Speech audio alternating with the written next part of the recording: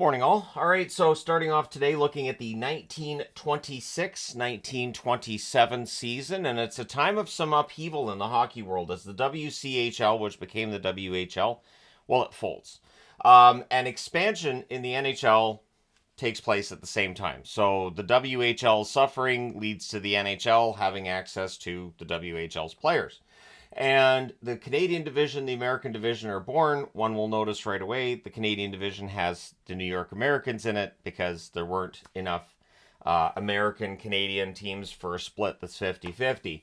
But leading the Canadian division, the Ottawa Senators, who finished 30-10-4 for 64 points. The Montreal Canadiens, 28-14-2, so they had 58 points. The Montreal Maroons, 20-20-4, 44 points for them. The New York Americans, 17-25-2 for 36 points. And the Toronto Maple Leafs at the bottom. It is the Toronto Maple Leafs as they are bought during the season. Their name gets changed. So 15-24-5 record for 35 points. Then you get into the American division. What's interesting is the New York Rangers in their first year, quite good actually. 26-13-6, 56 points for them. And they play in the same arena as the New York Americans, Madison Square Garden. So they have an attendance of an attendance maximum of 15,925 per game. Boston finishes second in the division, 21-20-3 for 45 points. Then you got the Chicago Blackhawks have joined the NHL. You'll notice too that the name of the Blackhawks initially was two words, became one word during the 80s. 19-22-3 record, 41 points for the Blackhawks. Playing out of Chicago Coliseum, which holds 6,000 fans. The Pittsburgh Pirates, a drop off in year two, 15-26-3 for 33 points. And the Detroit Cougars joined the National Hockey League. They were not the Red Wings to start. 12-28-4 record, 28 points. And they were playing out of Border Cities Arena, which seated 4,400 fans. So, again, expansion definitely coinciding with the fact that the rival league has folded. Chicago bought their players from the Portland Rosebuds. So somebody was mentioning that the Rosebuds became the Blackhawks. The players, yes. The franchise, no. Basically, the Rosebuds were part of the WHL. When that folds, those players get bought up by the Chicago Blackhawks. The Victoria Cougars were sold. So the whole team, the Victoria Cougars, is sold. And it's bought by people who had interest in bringing the team to Detroit, and thus they became the Detroit Cougars, complete with a lot of the same players. Conn Smythe is the one that buys the St. Patrick's and changes their name to the Maple Leafs. So Conn Smythe, whose name is still on the trophy, of course, for your playoff MVP, was the original owner of what became the Toronto Maple Leafs. Not the original owner of the franchise, but the first one to call them the Maple Leafs. May 4th of 1926 is the date where the NHL buys the contracts of all the players, and then the teams would buy the contracts, I guess, from the NHL. August 20th of 1926, the Bruins buy Eddie Shore, who had been with the Edmonton Eskimos before that. Yep, that was the hockey team as well. So the Bruins buy Eddie Shore. He would become infamous, but also a Hall of Famer. So a little bit of both, because Boston, right? August 23rd, 1926, the Habs by George Hainsworth from Saskatoon. The Montreal Canadiens, of course, not able to replace George Vezina when he left the team ill and then passed due to tuberculosis. George Hainsworth, the best goaltender they'd had since Vezina. October 18th of 1926, the Rangers by Bill and Bun Cook from Saskatoon, and they were seen as superstar players in the WHL. March 31st of 1927, Howard Morenz scores in overtime for Montreal against the Maroons in what was the first playoff overtime game decided with a goal in the overtime. So that's kind of a big milestone there. And the AHA, the American Hockey Association, is formed, and the idea is they're going to have this agreement with the NHL, and they're going to share players and all this. And the NHL's like, sure, we'll do that.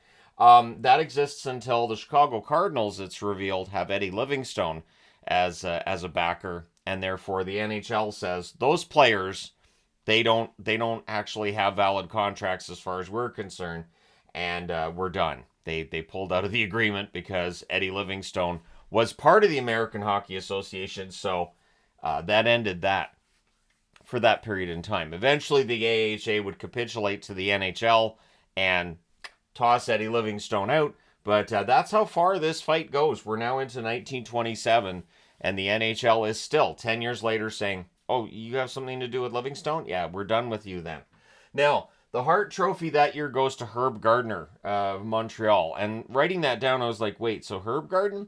Anyways, so yeah, he wins the Hart. The Vezina goes to George Hainsworth with Montreal. The Vezina at this point is for the goaltender with the lowest goals against average in the NHL.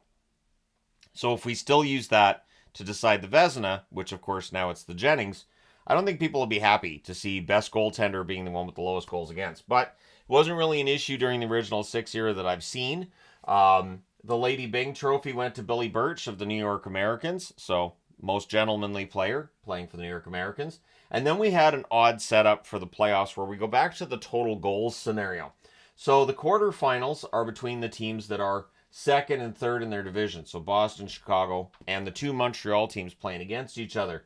The Montreal Maroons and the Montreal Canadiens tie 1-1 in the first game, and then the Montreal Canadiens win in overtime 1-0 in the second game to win the series by a total score of 2-1. On the American side, Boston wins the first game 6-1 over Chicago, and then they play them to a 4-4 tie in the second game to win that series by a combined score of 10-5. So we move on to the semifinals, where the division winners are waiting for them.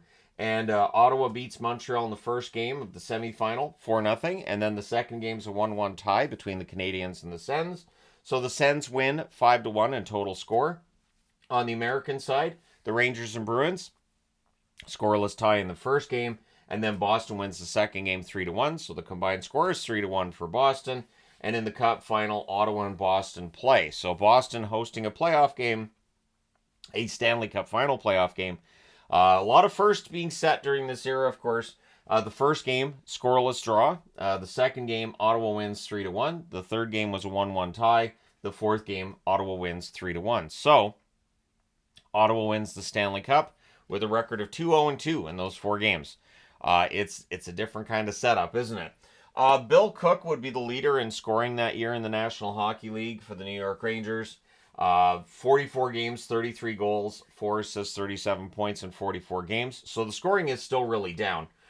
Dick Irvin for Chicago. Yeah, Dick Irvin playing for the Blackhawks. 44 games, 18 goals, 18 assists, 36 points. Howie Morenz right there, 44 games, 25 goals, 7 assists, 32 points. Frank Frederickson, who had been a star in the WCHL and the PCHA as well. Detroit and Boston, he played for both. 44 games, 18 goals, 13 assists, 31 points for Frederickson. Babe Dye, now playing for Chicago. 41 games, 25 goals, 5 assists, 30 points. Ace Bailey, playing for Toronto. 42 games, 15 goals, 13 assists, 28 points. Frank Boucher for the New York Rangers. 44 games, 13 goals, 15 assists, 28 points. And of course, as there's more teams, there's going to be less room for other things. But we're going to get into the original 6 era soon enough anyway, so... By soon enough, I think it's 15 seasons before we get to the original 6 era, but still, a couple weeks from now. Then we get into the goaltenders. Alec Connell for Ottawa, 30-10-4 record, 1.49 goals against. George Hainsworth for Montreal, 28-14-2, a 1.47 goals against average. So 0.02 is the separator between Connell and Hainsworth. Lawrence Chabot for the New York Rangers, 22-9-5 with a 1.51 goals against. And Clint Benedict for the Montreal Maroons, 2019-4, 1.42 goals against. The fact his goals against being better than Hainsworth means it must have been the team goals against that decided who won the Vezina. Not a big deal, is it? Now that year's also interesting because it says the NHL adopts a puck with rounded edges that year. I have some questions. Was it a triangle? And then Shorty Green, which is one of the best hockey names ever. He suffered an injured kidney on a hit February 27th of 1927, and basically that brought his career to an end. So that sounds really painful, and so that's an absolute shame that takes place. But it's an interesting season. Ottawa's back at number 1, and they're winning Stanley Cups. But we'll get into the depression soon enough, and that's going to cause some issues and cause some movement and whatnot. But at any rate, there you go. Let me know your thoughts in the comment section below as always. Don't forget to hit like and subscribe if you've not done so already. Thank you guys so much for all your support as always. I will talk to you again soon.